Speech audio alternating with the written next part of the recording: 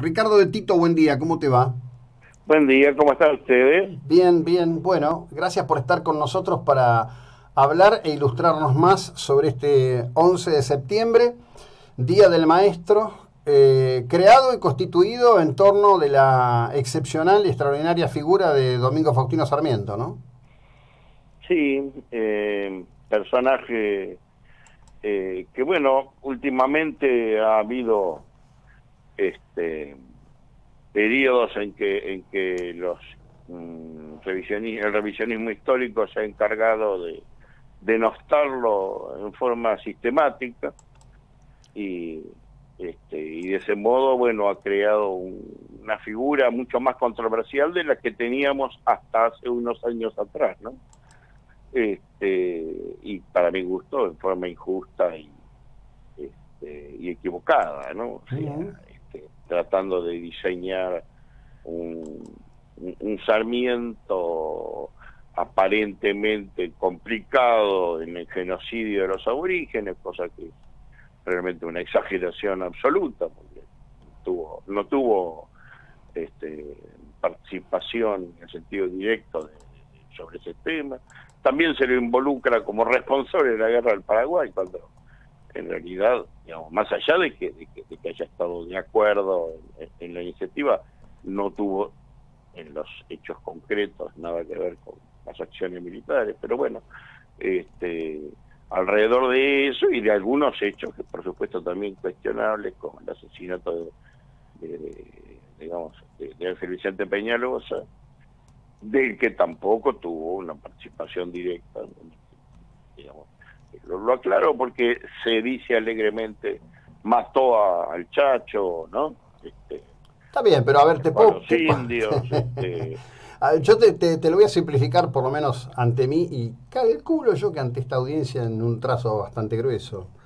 Este, mm, Todo eso ha sido parte de una puja ideológica que nace alrededor de la década del 60, inicios de los 60, que está puesto dentro de la puja ideológica de la Guerra Fría y que ha tenido por objetivo permanente la demonización absoluta y total de, en este caso, la historia de la República Argentina.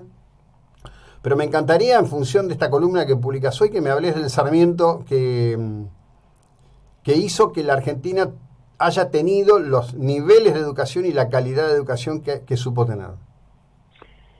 el punto central. Por eso yo empecé justamente, digamos, por esa falsa caracterización, porque esconde que virtualmente Sarmiento es el único estadista que tuvo la historia argentina. Eh, la única figura política que miró estratégicamente el país, digamos, pergeñando ideas para 2, 3, 5 generaciones.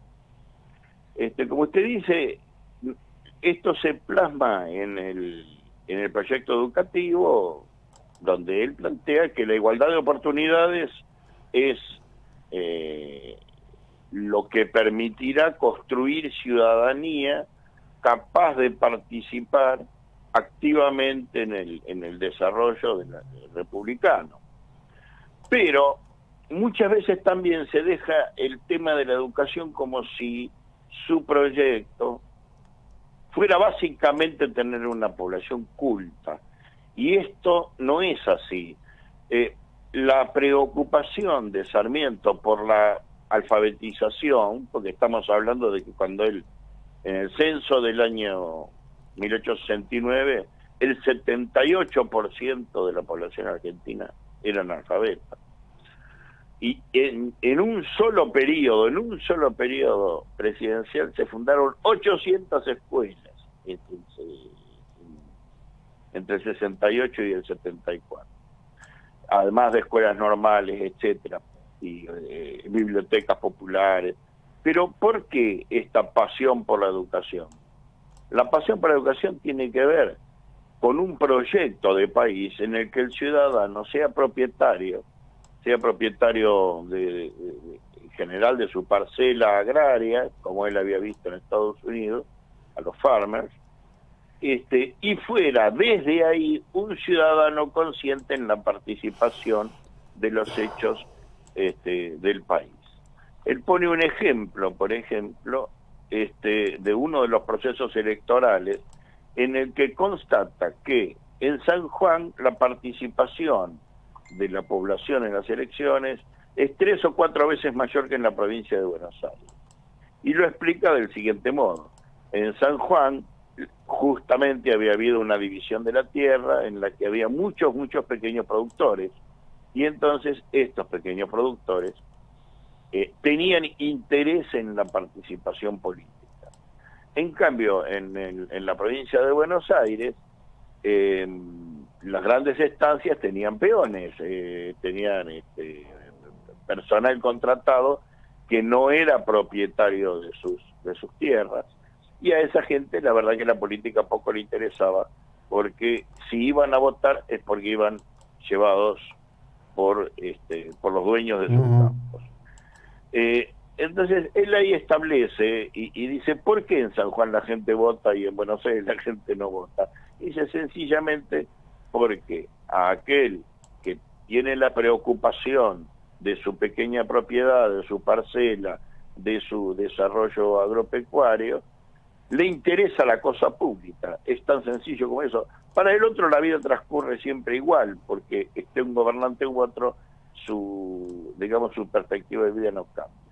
Entonces la educación, la alfabetización, el saber leer y escribir, está unida a la perspectiva de un ciudadano consciente, republicano, participativo. Él le escribe una carta que para mí es muy destacable, especial, a Krause, a su amigo Krause, que estaba de vanguardia en lo que era el ejemplo para él de desarrollo económico, que era Chivilcoy. Y le dice, usted que es alemán me va a entender.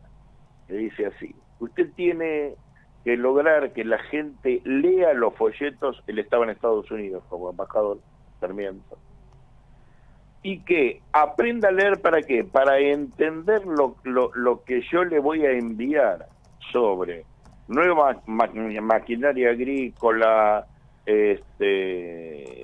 bueno, básicamente eso. ¿Para qué? Para que ellos decidan qué es lo que les conviene de acuerdo a lo que vayan a producir. O sea, fíjese cómo estamos uniendo la necesidad de la lectura, la necesidad de la alfabetización, ligado a un proyecto industrial económico, no en el aire. O sea, insisto, la educación no es saber por saber, sino saber para qué. Y aquí es donde está para mí el nudo del proyecto sarmientino, que en un sentido, digamos, fue derrotado como perspectiva, porque su proyecto de parcialización de la tierra, hoy lo llamaríamos reforma agraria en términos modernos, no tuvo lugar, no cumplimos eso que él había visto en Estados Unidos y que tanto lo había entusiasmado. Bueno, evidentemente lo que dice cada hombre y lo que expresa cada hombre se debe mirar y ver en el contexto de su propia época y de su propia era, ¿no? Digamos, Sarmiento, por supuesto, estaba muy impactado por el Estados Unidos que él estaba conociendo, que era el Estados Unidos de la costa este, el Estados Unidos del estado de Massachusetts, donde se habían dado allí algunas de las conjunciones históricas de pensamiento más progresista del mundo de la época. Sí, claro, porque uno nombra a Estados Unidos y enseguida los mismos denostadores dicen, bueno, extranjerizante, ¿no? Pero el modelo más avanzado de desarrollo económico y político del mundo en ese momento era justamente la franja este de los Estados Unidos. No tienen, digamos, ellos estaban en el desarrollo del mercado interno, en la expansión de las fronteras. Digamos, no hay que hacer una asociación con un Estados Unidos imperialista posterior, que es cosa del siglo XX, básicamente. Claro, sí, por supuesto. Y además, otro hecho, Jacobo, que en esa época, cuando él va a Europa, ¿qué mira en Europa? ¿Qué encuentra en Europa? Encuentra monarquías, o sea, Ujú. nosotros tenemos toda una mala imagen histórica, pensando que la Revolución Francesa es el inicio de la democracia republicana en el mundo. Sí, la Revolución Francesa tiene su enorme mérito como jalón histórico, pero durante el siglo XIX y después incluso, Francia, como toda Europa, volvió a ser básicamente monárquica. En cambio, el modelo republicano, el modelo que tenía que ver con la democracia, era Estados Unidos. Fue el único país, junto con las Provincias Unidas de Río de la Plata, que desde el momento en que da su grito de libertad jamás retorna a un régimen monárquico. Entonces el modelo era Estados Unidos. Es más, él habla de convertir las Provincias Unidas de Río de la Plata en los Estados Unidos del Sur, y hasta tiene la osadía de plantear en algún momento, como táctica política, pero bueno, pero lo planteó al fin, que Uruguay, Paraguay y la Argentina se confederaran con capital en la isla Martín García, ¿no? Como forma de ir dando forma a esos Estados Unidos del Sur. Bueno, Así que bueno, ahí tenemos un estadista que hasta proyectó algo que ni siquiera el Mercosur ha logrado concretar, ¿no? claro. Bueno, eso último que contás revela hasta qué punto el hombre lograba mirar muy por encima del hombro y muy adelante en el tiempo. Como siempre, Roberto, gracias. Ricardo, Ricardo, perdón, soy horrible con los que... siempre me convierto en Roberto Mar del Plata. Bueno, Es una cosa un increíble. abrazo grande. Chao. Y bueno, y mi saludo a la abnegada tarea de los maestros, sobre todo en este periodo tan desgraciado que estamos, que han tenido que resolver mantener su desarrollo curricular de las formas más curiosas y novedosas sorpresivamente, ¿no? Así es. La verdad que han hecho un esfuerzo formidable.